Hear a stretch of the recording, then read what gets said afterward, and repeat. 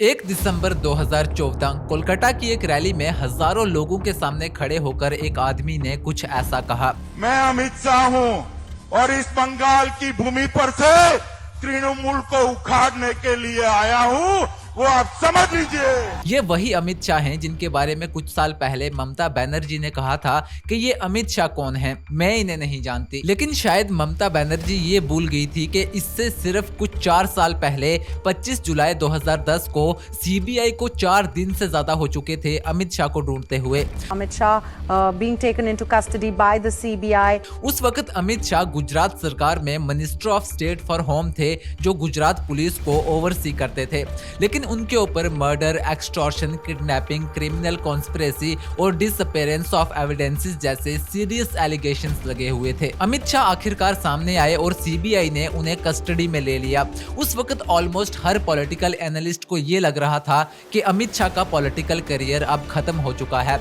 लेकिन उसके ठीक 9 साल बाद अमित शाह राज्यसभा में खड़े होकर कुछ ये कहते हैं। उस दिन से अनुच्छेद 370 के सभी खंड लागू नहीं होंगे, सिवाय खंड 1 के नामक तदनुसार पढ़ा जाएगा। लेकिन असली कहानी तो उस वक्त शुरू होती है जब 2012 में सुप्रीम कोर्ट का बैन हटने के बाद अमित शाह गुजरात वापस आए, इलेक्शन लड़ा और 63,000 से ज्यादा वोट से जीत गए।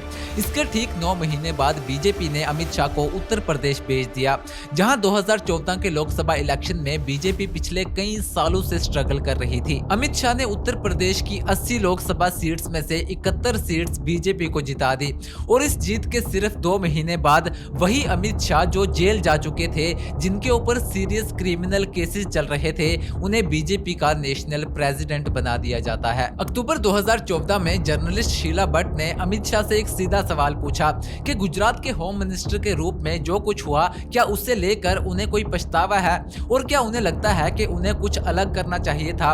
इस एक सवाल में गोधरा कांड से लेकर अमित शाह पर लगे सारे क्रिमिनल केसेस मौजूद थे।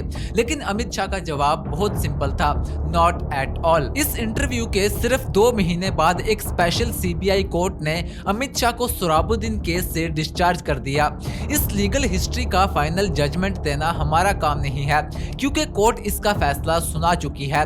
लेकिन इस कहानी को समझने के लिए एक दूसरा सवाल बहुत ज्यादा इंपॉर्टेंट है। आखिर अमित शाह में ऐसा क्या है कि अरेस्ट, जेल और पॉलिटिकल एक्साइल के बाद भी उनका पॉलिटिकल करियर खत्म नहीं हुआ, बल्कि वो और ज्यादा पावरफुल होते गए।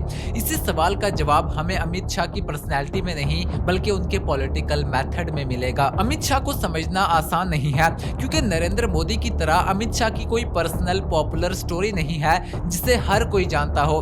नरेंद्र मोदी की स्टोरी में हिमालय है, तपस्या है, चाय बेचना है, आरएसएस का प्रचार है और गुजरात के चीफ मिनिस्टर से प्राइम मिनिस्टर बनने की ड्रामेटिक स्टोरी है। अमित शाह के बारे में आमतौर पर हम इतना ही जानते हैं कि वो मुंबई में पैदा हुए, आरएसएस से जुड़े, 1997 में एमएलए बने, जेल गए, गुजरात से बाहर रहे और फिर इंडिया के होम मिनिस्टर बन गए। फैक्चुअली ये सही भी लगता है, लेकिन इससे अमित शाह की एक्चुअल स्टोरी समझ में नहीं आती। अमित शाह के बारे में जो लोग उनसे मिले हैं, वो उनकी कोल्ड आइज, एक्सप्रेशनलेस फेस और डिसएग्रीमेंट के बाद आने वाली साइलेंस का जिक्र करते हैं। उनकी पॉलिटिकल कॉन्टेम्परेरीज उन्हें एक ऐसा आदमी बनाती हैं जो बहुत कुछ बोलने के बजाय बहुत सारी चीजें ऑब्जर्व करता है, उन्हें याद रखता है और फिर उस इंफॉर्मेशन को बहुत लंबे समय के लिए यूज करता है। लेकिन अगर तुम सिर्फ अमित शाह को एक मिस्टीरियस और स्केरी पॉलिटिशियन समझोगे, तो तुम उनकी सबसे बड़ी क्वालिटीज को मिस कर दोगे। अमित शाह की असली स्ट्रेंथ उनका कोई करिश्मा नहीं है, बल्कि उनकी असली स्ट्रेंथ है ऑर्गेनाइजेशन, डेटा, पॉलिटिकल रिलेशनशिप और सदियों तक प्लानिंग करने की एबिलिटी। इस कहानी को समझने के लिए हमें 60 साल पीछे जाना होगा।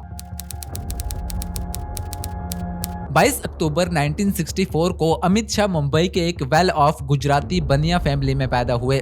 उनके फादर अनिल चंद्र शाह पीवीसी पाइप का बिजनेस करते थे और उनकी फैमिली गुजरात के महसाना से बिलोंग करती थी। अमित शाह की स्कूलिंग महसाना से हुई और बाद में उन्होंने अहमदाबाद के सीयू शाह कॉलेज से बायोकेमिस्ट्री पढ़ी। शुरू में उनका फ्यूचर पॉलिटिक्स से ज्यादा साइंस और बिजनेस से जुड़ा हुआ था। वो अपने फादर की पीवीसी पाइप बिजनेस में हेल्प किया करते थे, स्टॉक ब्रोकर के रूप में काम करते थे और कॉर्पोरेट कॉर्पोरेटिव बैंक के भी काम को समझते थे, लेकिन एक चीज उनकी जिंदगी में बहुत पहले आ चुकी थी, आरएसएस की शाखा। अमित शाह ने लगभग 14 साल की उम्र में आरएसएस की शाखा अटेंड करना शुरू किया। 1970s के गुजरात में एक गुजराती हिंदू फैमिली के यंग लड़के का आरएसएस की शाखा ज्वाइन करना नेसेसरली कोई पॉलिटिकल कैरियर शुरू करना नहीं था, बल्कि ये एक डेली रूटीन और सोशल एनवायरनमेंट का हिस्सा भी हो सकता था। लेकिन 1982 में जब अमित शाह 18 साल के हुए तो उनकी मुलाकात एक ऐसे इंसान से हुई जिन्होंने उनकी जिंदगी की पूरी दिशा ही बदल कर रख दी।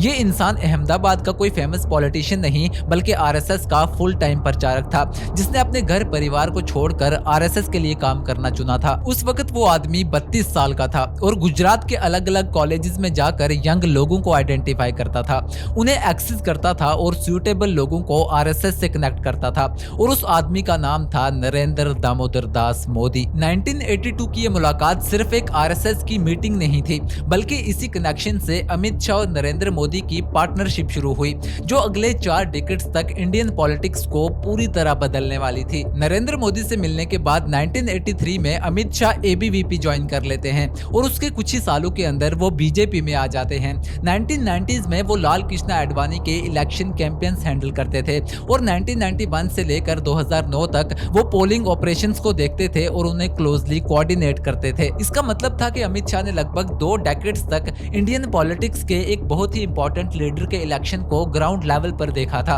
उन्होंने सीखा कि कास्ट मैथमेटिक्स कैसे काम करती है, बूथ ऑर्गेनाइजेशंस कैसी होती हैं, वोटर्स को कैसे आइडेंटिफाई किया जाता है और इलेक्शन को सिर्फ स्पीचेस के थ्रू नहीं बल्कि थाउजेंड्स ऑफ स्मॉल ऑपरेशन के थ्रू जीता जाता है। यही एक्सपीरियंस बाद में अमित शाह की पॉलिटिक्स का बैकबोन बनने वाला था। 1995 में बीजेपी ने गुजरात में पहली बार इलेक्शन जीता और केशुभाई पटेल चीफ मिनिस्टर बने। बीजेपी ने गुजरात में इलेक्शन तो जीत लिया था, लेकिन गुजरात के ग्रास रूट पावर स्ट्रक्चर अभी भी बड़े पैमाने पर कांग्रेस के इन्फ्लुएंस में था। Cooperative banks, milk federation, sugar cooperatives और लोकल इंस्टीट्यूशन में कांग्रेस का नेटवर्क बहुत डीप था। इलेक्शन जीतना और स्टेट की पॉलिटिकल मशीनरी को कंट्रोल करना 2 अलग अलग चीजें हैं और इसी चीज को अमित शाह और नरेंद्र मोदी ने बहुत जल्दी समझ लिया। उन्होंने गुजरात के अलग अलग गाँव में एक इंटरेस्टिंग स्ट्रेटेजी का यूज किया। वो गाँव के सबसे पावरफुल कांग्रेस लीडर को टारगेट करने के बजाय सेकंड मोस्ट पावरफुल इंसान को आइडेंटिफाई करते थे और उसे अपने कंट्रोल में ले लेते थे। ये अक्सर कोई ऐसा आदमी होता था जो रिसेंटली लोकल इलेक्शन हार चुका हो, एम्बिशियस हो, पॉलिटिकली फ्रस्ट्रेटेड हो और अपनी पोजीशन बदलने के लिए रेडी बैठा हो। रिपोर्ट्स के अकॉर्डिंग नरेंद्र मोदी और अमित शाह ने ऐसे हजारों लोकल पॉलिटिकल वर्कर्स को आइडेंटिफाई करके बीजेपी के नेटवर्क में इंक्लूड किया। इस पूरी स्ट्रेटेजी का एक सिंपल लॉजिक था, अगर एग्जिस्टिंग पॉलिटिकल स्ट्रक्चर को डायरेक्टली डिस्ट्रॉय ना कर सको तो उसके नीचे अपना एक पैरेलल स्ट्रक्चर बना लो। और ये एग्जैक्टली वही मेथड था जो अमित शाह आने वाले टाइम में नेशनल लेवल पर यूज करने वाले थे। 1999 में Amit Shah Ahmedabad district corporative bank के चेयरमैन का इलेक्शन लड़ते हैं और ये कोई छोटा इंस्टीट्यूशन नहीं था। बैंक पॉलिटिकल और कास्ट नेटवर्क के थ्रू ऑपरेट करता था, जो उस वक्त फाइनेंशियल लॉसेस में था, जहां बैंक पर लगभग 36 करोड़ का लॉस था। अमित शाह सिर्फ 35 साल के थे और उनके पास कोई ट्रेडिशनल कास्ट वोटिंग ब्लॉक नहीं था, लेकिन फिर भी वो इलेक्शन जीत जाते हैं और सिर्फ 1 साल के अंदर बैंक ने लॉस से निकलकर करीब 27 करोड़ रुपए का प्रॉफिट किया। अब इस अचीवमेंट को पॉलिटिक्स से अलग करके देखो तो भी एक चीज क्लियर होती है कि अमित शाह सिस्टम को समझने में और उसे ऑपरेट करने में नेचुरली कंफर्टेबल हैं। उनका स्ट्रेंथ मास अपील नहीं था, बल्कि उनका स्ट्रेंथ कॉम्प्लेक्स ऑर्गेनाइजेशंस को कंट्रोल करना था।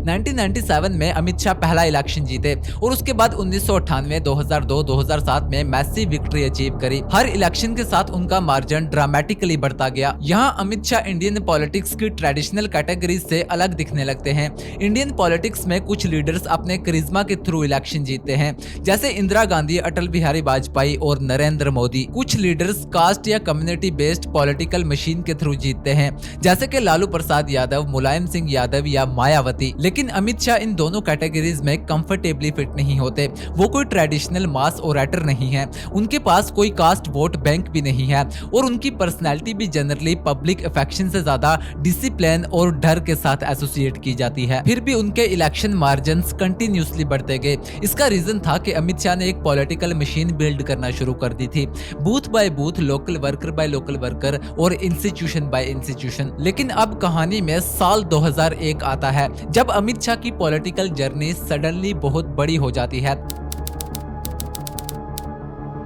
साल 2001 में केशुभाई पटेल गुजरात के चीफ मिनिस्टर की पोजीशन से रिजाइन कर देते हैं और नरेंद्र मोदी गुजरात के नए चीफ मिनिस्टर बनते हैं। इससे पहले नरेंद्र मोदी ने कोई भी स्टेट इलेक्शन नहीं लड़ा था, लेकिन फिर भी वो अचानक गुजरात जैसे पॉलिटिकल इंपॉर्टेंट स्टेट के चीफ मिनिस्टर बन जाते हैं। मोदी के गुजरात आते ही अमित शाह भी रैपिडली पावर स्ट्रक्चर में ऊपर आते हैं। अक्टूबर 2001 में उन्हें गुजरात का minister of state for home बनाया जाता है। अब वो गुजरात पुलिस के ऑपरेशंस को ओवरसी करने वाले इंपॉर्टेंट पॉलिटिशियंस में से एक थे। नरेंद्र मोदी के सीएम बनते ही सिर्फ कुछ ही महीनों बाद 27 फरवरी 2002 को गुजरात में गोधरा कांड हो जाता है, जिसके बाद गुजरात में बड़े पैमाने पर कम्युनल दंगे शुरू हो जाते हैं। ऑफिशियल डेटा के हिसाब से इन दंगों में करीब 1000 से ज्यादा लोगों की जान चली जाती है। अमित शाह का गुजरात 2002 रॉयट्स में एग्जैक्ट रोल एक कॉम्प्लिकेटेड और कॉन्टेस्टेड सब्जेक्ट है, क्योंकि वो गुजरात के फॉर्मल होम मिनिस्टर नहीं थे। वो पोर्टफोलियो तो नरेंद्र मोदी के पास था, लेकिन अमित शाह गुजरात के minister of state for home थे, जो पुलिस एडमिनिस्ट्रेशन के एक इंपॉर्टेंट पार्ट को ओवरसी करते थे। गोली मार दूंगा, एक भी आदमी बाहर नहीं निकलेगा। इस वीडियो का पर्पस उन एलिगेशंस का जजमेंट देना नहीं है, क्योंकि कोर्ट और इन्वेस्टिगेशन बॉडीज ने इस इशू पर पहले ही अपना कंक्लूजन दे दिया है और हमें उन्हीं कंक्लूजन्स को उनके लीगल कॉन्टेक्स्ट में ही समझना होगा। लेकिन 2002 के बाद गुजरात पॉलिटिक्स में एक और इम्पोर्टेंट कैरेक्टर थे, हरेन पांड्या। वो गुजरात के फॉर्मर होम मिनिस्टर थे, आरएसएस की बैकग्राउंड से आए थे और नरेंद्र मोदी के पॉलिटिकल राइवल्स में काउंट किए जाते थे। 2002 गोधरा कांड के कुछ ही महीनों बाद हरेन पांड्या ने एक इंडिपेंडेंट पैनल के सामने एक स्टेटमेंट दी, जिसमें उन्होंने अलेजिडली एक मीटिंग का जिक्र किया, जो ठीक गोधरा कांड की एक रात पहले सीएम के रेजिडेंस पर हुई थी। पांड्या के अकॉर्डिंग नरेंद्र मोदी ने पुलिस को इंस्ट्रक्शंस दिए थे कि वो हिंदुओं के गुस्से को निकलने दे और बचाव के लिए कोई भी एक्शन ना ले। हरेन पांड्या की आइडेंटिटी कॉन्फिडेंशियल रखनी थी, लेकिन बाद में रहस्यमय तरीके से उनकी आइडेंटिटी लीक हो जाती है। इसके बाद उनकी पॉलिटिकल पोजीशन भी वीक होने लगती है और उन्हें कैबिनेट से रिमूव कर दिया जाता है और साल 2003 में अहमदाबाद के अंदर हरेन पांड्या का मर्डर कर दिया जाता है। 2003 में हरेन पांड्या की अहमदाबाद में हत्या कर दी गई थी। हरेन पांड्या मोदी सरकार में गृह राज्य मंत्री रहे थे। हरेन पांड्या की हत्या को लेकर नरेंद्र मोदी पर सवाल उठ चुके हैं। उस वक्त गुजरात सरकार पर पांड्या को पर्याप्त सुरक्षा मुहैया न कराने के आरोप लगे थे। हरेन पांड्या पूर्व मुख्यमंत्री केशुभाई पटेल के कट्टर समर्थक माने जाते थे और अब केशुभाई की पार्टी से ही चुनाव के मैदान में उतर रही है हरेन पांड्या की पत्नी जागृति पांड्या। हरेन पांड्या मर्डर केस की लीगल जर्नी बहुत लंबी रही। ट्रेल कोर्ट ने एक्यूज्ड को कन्विक्ट किया, गुजरात हाई कोर्ट ने मर्डरर्स के कन्विक्शन को रिवर्स किया और साल 2019 में सुप्रीम कोर्ट ने ट्रेल कोर्ट के ओरिजिनल डिसीजन को अपहोल्ड कर दिया। सुप्रीम कोर्ट ने कंक्लूड किया कि मर्डरर्स का मोटिव 2002 में हुए गोधरा कांड का बदला लेना था, लेकिन हरेन पांड्या के वाइफ और फादर ने पॉलिटिकल कॉन्स्पिरेसी के एलिगेशंस तो जरूर लगाए, पर सुप्रीम कोर्ट ने उन एलिगेशंस को एक्सेप्ट नहीं किया। इस डिफरेंस को समझना बहुत ही इंपॉर्टेंट है कि पॉलिटिकल एलिगेशंस और कोर्ट की फाइंडिंग्स दोनों एक ही चीज नहीं होती और अमित शाह की स्टोरी में दोनों को मिक्स करना उनकी एक्चुअल स्टोरी को समझने में हेल्प नहीं करता। साल 2005 में सोराबुद्दीन शेख, उसकी वाइफ कौसर बी और उसके दोस्त तुलसीराम प्रजापति के मर्डर ने अमित शाह को एक सीरियस लीगल क्राइसिस में डाल दिया था। सीबीआई की इन्वेस्टिगेशन में अमित शाह पर सीरियस एलिगेशंस लगे और साल 2010 में उन्हें अरेस्ट कर लिया जाता है। अमित शाह कुछ महीने जेल में रहे और बेल मिलने पर सुप्रीम कोर्ट के ऑर्डर के अंडर गुजरात में अमित शाह की एंट्री पर बैन लगा दिया जाता है।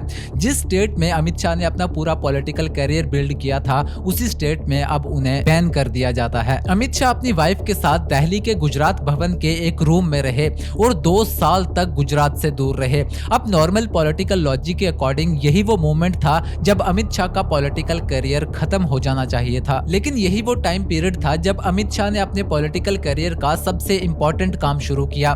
2012 में बैन हटने के बाद अमित शाह गुजरात वापस आए, इलेक्शन जीता और फिर बीजेपी ने उन्हें उत्तर प्रदेश भेज दिया।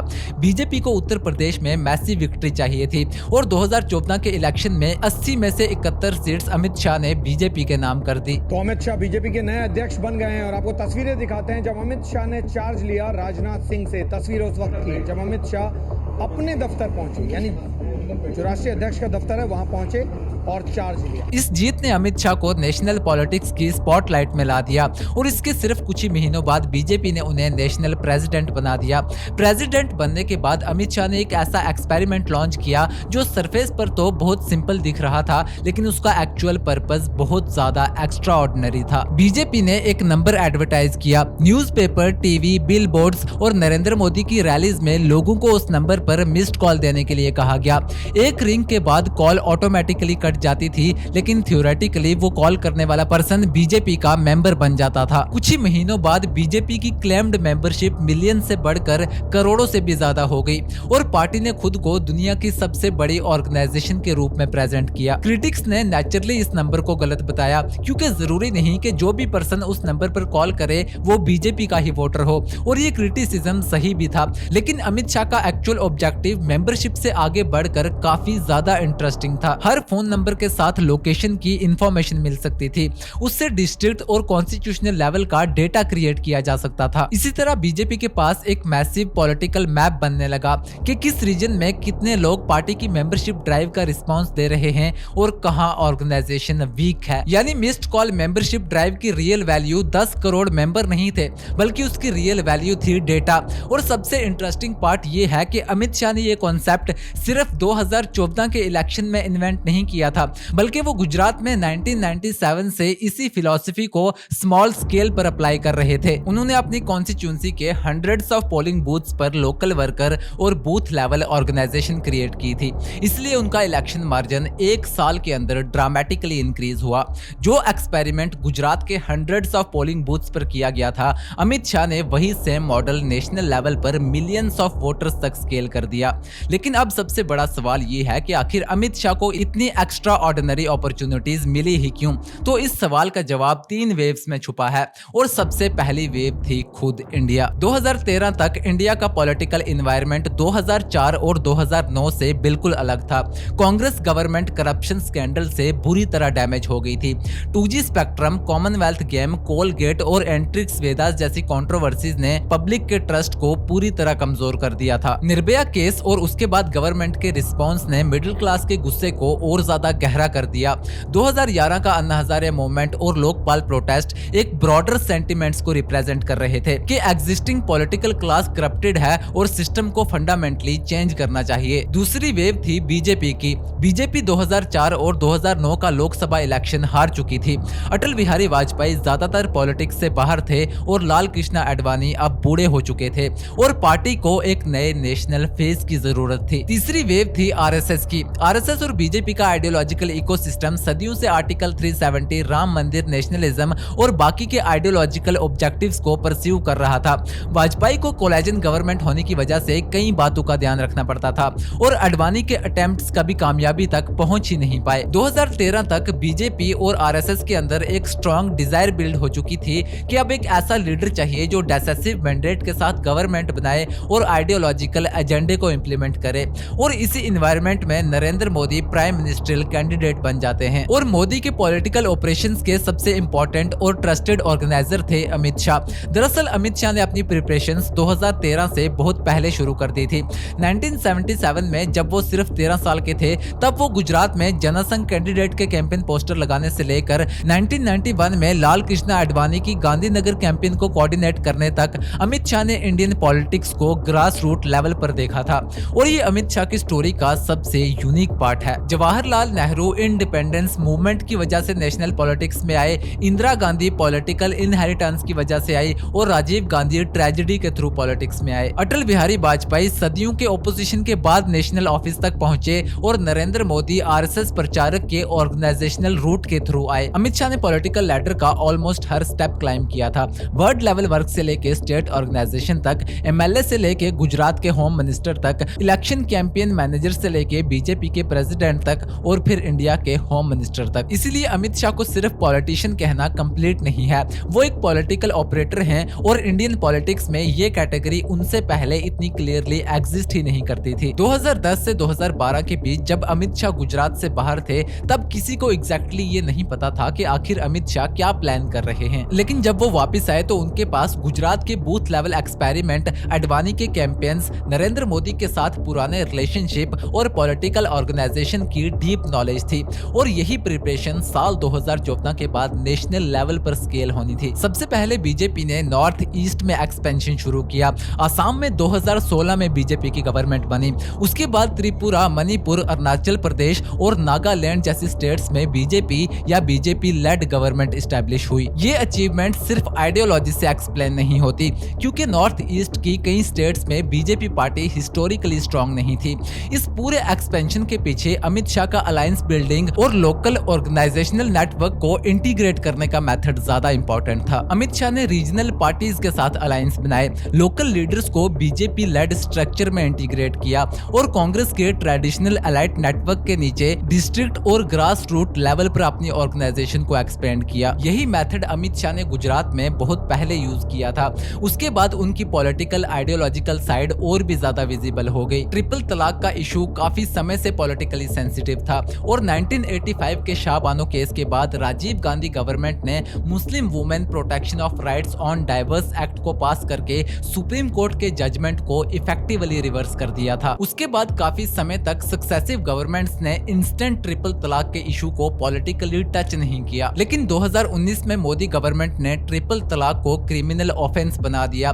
बीजेपी की आइडियोलॉजिकल इकोसिस्टम के लिए ये एक लॉन्ग पेंडिंग ऑब्जेक्टिव था और अमित शाह के पॉलिटिकल मेथड के लिए ये एक और एग्जांपल था कि डिफिकल्ट पॉलिटिकल इश्यूज को लॉन्ग टर्म प्रेशर के बाद भी कैसे एग्जीक्यूट किया जा सकता है। राम मंदिर का केस भी सिमिलर था। 1989 में जब अमित शाह बीजेपी अहमदाबाद के सेक्रेटरी बने तो उनका काम राम जन्मभूमि मूवमेंट की पब्लिसिटी को कोऑर्डिनेट करना था। 2019 में सुप्रीम कोर्ट के ऑर्डर के बाद राम मंदिर की कंस्ट्रक्शन फॉर्मली शुरू हुई। The journey began on the 9th of November in the year 2019 in a unanimous and historic verdict where the Supreme Court of India awarded the 2.77-acre land for the construction of Ram Mandir, recognizing the site's significance to believers across the world. और 2020 में foundation stone रखा गया। Prime Minister Narendra Modi performed the Bhumi Pujan and laid the foundation stone at the site.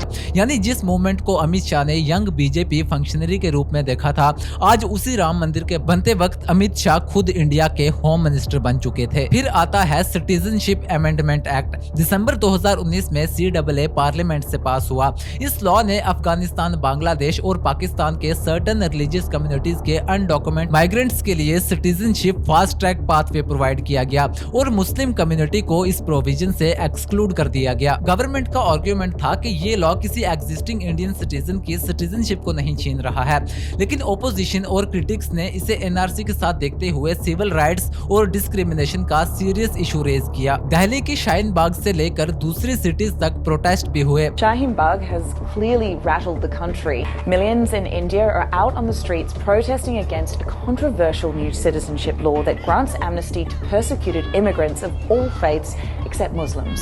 और फरवरी 2020 में north east Delhi में communal violence भी हुए। CAA के रूल्स तुरंत इंप्लीमेंट नहीं हुए, लेकिन 2024 में रूल्स को नोटिफाई किया गया। इस एपिसोड से अमित शाह की पॉलिटिक्स का एक और इम्पोर्टेंट कैरेक्टरिस्टिक समझ में आता है कि कैसे पॉलिटिकल प्रेशर के बाद भी लॉन्ग टर्म ऑब्जेक्टिव्स को अबैंडन ना करना। फिर आता है इंटरनल सिक्योरिटी का इशू। 1967 से इंडिया नक्सलाइट इंसर्जेंसी से डील कर रहा है। मल्टीपल गवर्नमेंट्स और होम मिनिस्टर्स ने नक्सलिज्म को एलिमिनेट करने की बात की है, लेकिन प्रॉब्लम कभी भी कंप्लीटली खत्म नहीं हुई। सितंबर 2024 में अमित शाह ने एक अनाउंसमेंट की कि 31 मार्च 2026 तक नक्सलिज्म को खत्म कर दिया जाएगा। कि 31/3/2026 को ये देश पूर्णतया नक्सलवाद से मुक्त हो जाएगा। गवर्नमेंट के अकॉर्डिंग 2024 से 2025 तक ऑपरेशंस इंटेंसिफाई हुए। मॉइट्स लीडरशिप को मेजर लॉसेस हुए और 2026 में होम मिनिस्टर ने अनाउंस किया कि इंडिया नक्सलिज्म के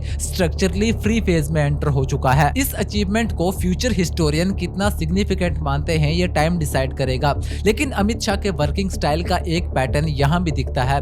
प्रॉब्लम आइडेंटिफाई करो, डेडलाइन सेट करो, ऑर्गेनाइजेशन को एक्टिवेट करो और टारगेट को अचीव करने की कोशिश करो। और फिर आता है अमित शाह के पॉलिटिकल करियर का सबसे इंपॉर्टेंट मोमेंट। 5 अगस्त 2019 को अमित शाह राज्यसभा में आर्टिकल 370 को रिमूव करने का प्रपोजल लेकर खड़े हुए। भारत के संविधान के अनुच्छेद 370 के खंड 1 के साथ पठित अनुच्छेद 370 के खंड 3 द्वारा प्रदत्त शक्तियों का प्रयोग करते हुए राष्ट्रपति संसद की सिफारिश पर यह घोषणा करते हैं कि यह दिनांक जिस दिन भारत के राष्ट्रपति द्वारा इस घोषणा पर हस्ताक्षर किए जाएंगे और इसे सरकारी गैजेट में प्रकाशित किया जाएगा, उस दिन से अनुच्छेद 370 के सभी खंड लागू नहीं होंगे। बीजेपी के पास राज्यसभा में मेजॉरिटी नहीं थी, लेकिन फिर भी ये बिल पास हो जाता है। अगले दिन लोकसभा में भी प्रपोजल पास हो गया।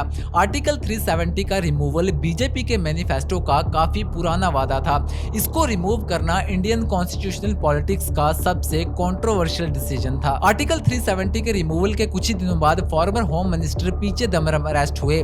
ये कोइंसिडेंस इंडियन पॉलिटिक्स में एक स्ट्रेंज पॉलिटिकल रिवर्सल जैसा दिखता है, क्योंकि 2010 में जब अमित शाह अरेस्ट हुए थे तब इंडिया के होम मिनिस्टर पी चिदम्बरम थे। लेकिन अमित शाह की कहानी को सिर्फ विक्ट्री से भी समझना गलत होगा, क्योंकि जिस पॉलिटिकल मशीन ने नॉर्थ ईस्ट में एक्सपेंशन अचीव किया, वही पॉलिटिकल मशीन मणिपुर में वायलेंस को नहीं रोक पाई। 2023 में मणिपुर में भयानक वायलेंस हुआ, जिसमें सैकड़ों लोगों की जान गई और हजारों लोगों को अपने घरों से बेघर होना पड़ा। इसी तरह आर्टिकल 370 के बाद भी कश्मीर में पॉलिटिकल और सिक्योरिटी इश्यूज कंप्लीटली डिसअपीयर नहीं हुए। 2025 का पहलगाम टेरर अटैक भी इसी बात का रिमाइंडर था कि कॉन्स्टिट्यूशन में चेंजेस के बाद भी सिक्योरिटी चैलेंजेस ऑटोमेटिकली खत्म नहीं होते। और ये वही पॉइंट है जब अमित शाह की स्टोरी इंटरेस्टिंग से कॉम्प्लिकेटेड बन जाती है, क्योंकि उनकी स्टोरी को सिर्फ डिलीवरी या सिर्फ कंट्रोवर्सीज के थ्रू भी समझना इनकम्प्लीट है। एक पॉलिटिकल मशीन जो एक्स्ट्रा ऑर्डिनरी स्पीड से डिसीजन को इंप्लीमेंट कर सकती है, उसी डिसीजन की कॉस्ट भी एक्स्ट्रा ऑर्डिनरी हो सकती है। और एक डेमोक्रेसी में सिर्फ ये पूछना इंपॉर्टेंट नहीं है कि काम हुआ या नहीं, बल्कि ये पूछना इंपॉर्टेंट है कि काम कैसे हुआ, किस कॉस्ट पर हुआ और उस कॉस्ट की अकाउंटेबिलिटी किसकी है। तो अब ओपनिंग क्वेश्चन पर वापस आते हैं कि आखिर अमित शाह हैं क्या। वो एक ट्रेडिशनल सेंस में कैरिज्मेटिक लीडर भी नहीं है, वो एक मास ओरेटर भी नहीं है, और उनकी पॉलिटिक्स एक कास्ट वोट बैंक पर भी डिपेंड नहीं करती। उनकी रियल स्ट्रेंथ है ऑर्गेनाइजेशन, इंफॉर्मेशन, पॉलिटिकल रिलेशनशिप और long term planning. Amit Shah की जर्नी को देखो तो एक पैटर्न कंटिन्यूसली रिपीट होता है। गुजरात में booth level organisation, corporative bank का पावर स्ट्रक्चर, अडवाणी के इलेक्शन, उत्तर प्रदेश में 2014 की जीत, बीजेपी की मेंबरशिप ड्राइव, नॉर्थ ईस्ट में एक्सपेंशन और फिर नेशनल पॉलिसी एक्सक्यूजन। हर जगह एक ही फिलॉसफी दिखती है, पहले सिस्टम को समझो, फिर उस सिस्टम की वीकनेस को आइडेंटिफाई करो, फिर ऑर्गेनाइजेशन बिल्ड करो और फिर उस ऑर्गेनाइजेशन को स्केल करो। इसी वजह से अमित शाह को सिर्फ नरेंद्र मोदी के पॉलिटिकल पार्टनर के भी रूप में देखना इनकम्प्लीट होगा, क्योंकि नरेंद्र मोदी मास कम्युनिकेशन और पॉलिटिकल करिश्मा के फेस हैं, लेकिन अमित शाह उस मशीन को ऑपरेट करते हैं जो इलेक्शन कैंपेन्स को बूथ लेवल तक एग्जीक्यूट करती है। शायद इसी वजह से उनकी स्टोरी नरेंद्र मोदी से इतनी अलग है। और इंडिया अमित शाह के बारे में क्या सोचता है ये तो वक्त ही बताएगा। आपका क्या कहना है अमित शाह की स्टोरी को लेकर, अपनी राय कॉमेंट में जरूर बताना और चैनल को सब्सक्राइब करना मत भूलना। तब तक के लिए जय हिंद, जय भारत।